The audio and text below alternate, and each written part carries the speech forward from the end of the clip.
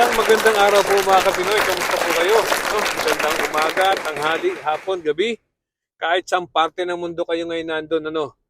Ngayon po ay araw ng Biyernes, January 23. At tayo po ay pauwi na ng bahay galing sa trabaho uli. At medyo meron po kaming hinaharap ditong malaking storm. Snow o ang tawag namin weather advisory or parang winter storm po na malaki. Mukhang malulubog daw kami dito sa snow ng mga 8 to 12 inches, maybe more than. So, naghahanda tayo, baka daw mawalan ng mga kuryente, kuno. Anyway, hopefully hindi naman po ganun katindi katulad ng nangyari sa Russia kamakailan, no? Na talagang lubog ang mga kotse nila.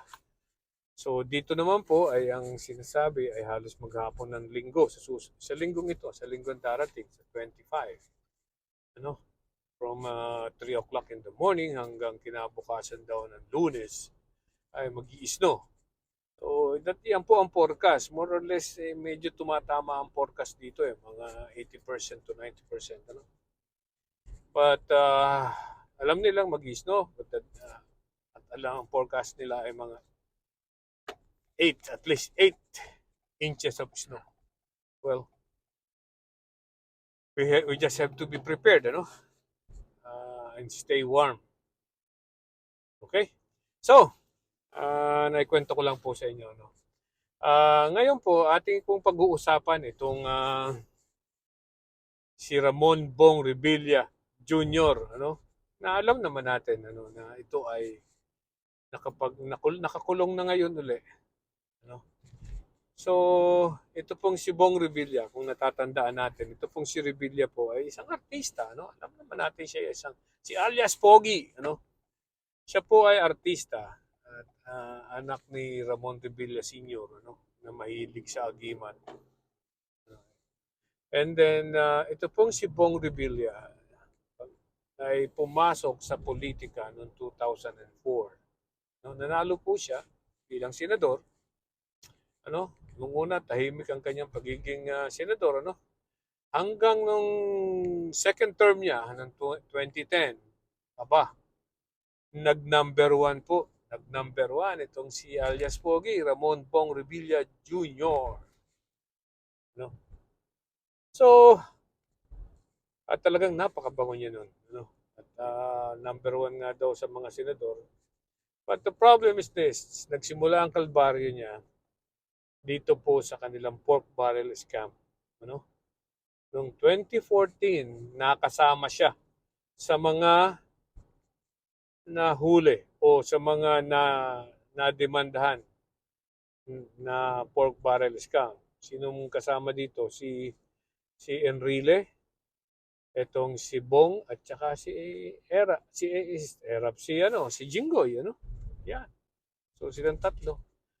At so, yan, nakulong siya, sumurrender, Sumurrender pagkatapos mag-issue ng warrant of arrest niya, sumurrender na agad siya. At noong pong 2018, ng panahon ni Digong, siyempre, nakalusot. Siya po ay na-acquit. Pero pinagbabayad siya nung perang kinuha niya. Yun ang hindi ko naintindihan doon eh. So, usually, pag na-extinguish yung criminal liability mo, ay yung civil liability is extinguished din. Pero this time, na-acquit siya, pero pinagbabayad siya na hanggang ngayon hindi pa nababayaran. So, that was 2018. Noong 2019 po, tumakbo siya na naman. Diba? Nagsayaw ng budots, kaya nanalo. Ayan na. Diba? So, siya ngayon ay naging senador. Uli.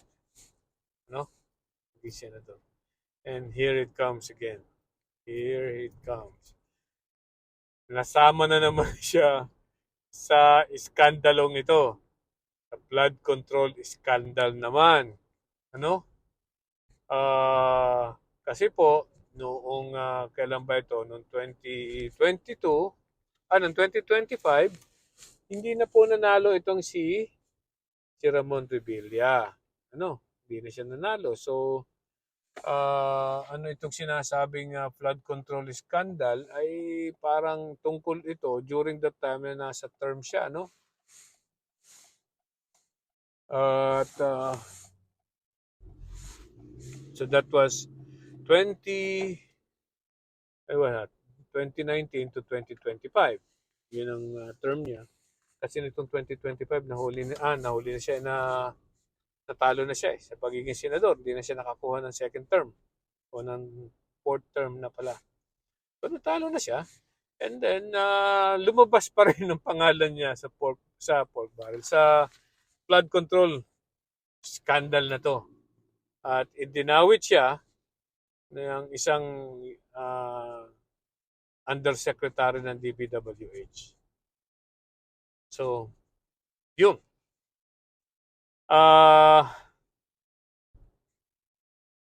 Anong kahinatnan niya? Ngayon, nakakulong siya, ano? And definitely, yung kanyang mga nakulimbat ay binabayad niya sa kanyang mga abogado. Sa ngayon, ano? Swerte ang mga abogado niya. Correct?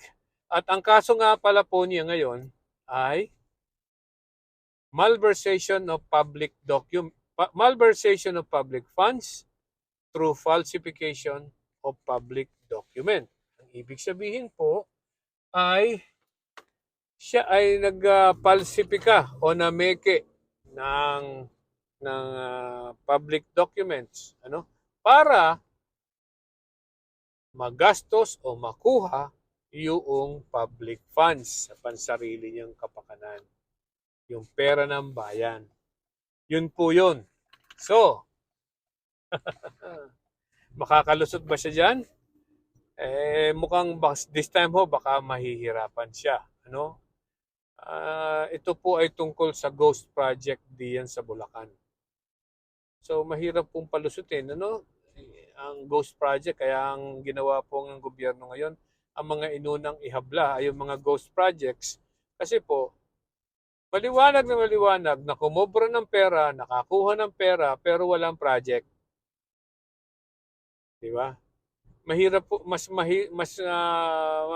madali pong improve yun kesa sa substandard projects. Substandard ay talagang titingnan mo pa kung yan ba'y nasa standard yung o tinipid, di ba? Hindi po ganun ang nangyari kay Bong Revilla. Ang kay Bong Revilla ay ghost projects. Okay? So, medyo madali-daling patunayan yan. Unless,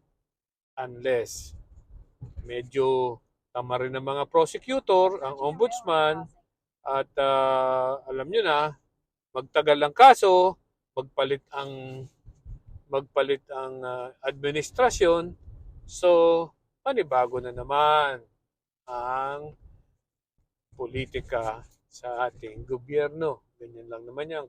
Sabi nga ni Erap, weather lang yan. Ano, ganyan lang po yan. Okay, so sabi ko nga, baka mahirapan siya dito sa kaso ito. Ano? By the way, kasama niya dito yung mga BGC boys, ano? Yung mga BGC boys, taga Bulacan. Yan, sa kasong yan. Okay? So, kung sakali kaya at siya ay makalusot uli dito, ano? Sa kasong ito ng pandarambong, ay hindi lang falsification o malversation of public funds through falsification of public documents na walang piyansa dahil po napakalaki ng pera na nawala at kinurakot sa bayan, kung siya'y makalusot dito, sa tingin nyo kaya iboboto pa uli siya ng mga tao? Ano sa palagay nyo? Mag-comment down below. Ano? Mag-comment lang po kayo. Tingnan natin kung anong sasabihin ng mga tao sa mga katulad nyong nanonood, nakikinig. Iboboto pa kaya siya kung sakali siya makalusot at tumakbo uli bilang senador o in any public office, iboboto pa kaya siya. Alright? So, medyo nagdidilim na po uli. Magandang gabi at magandang araw sa inyong lahat. Hanggang sa muli. Bye-bye!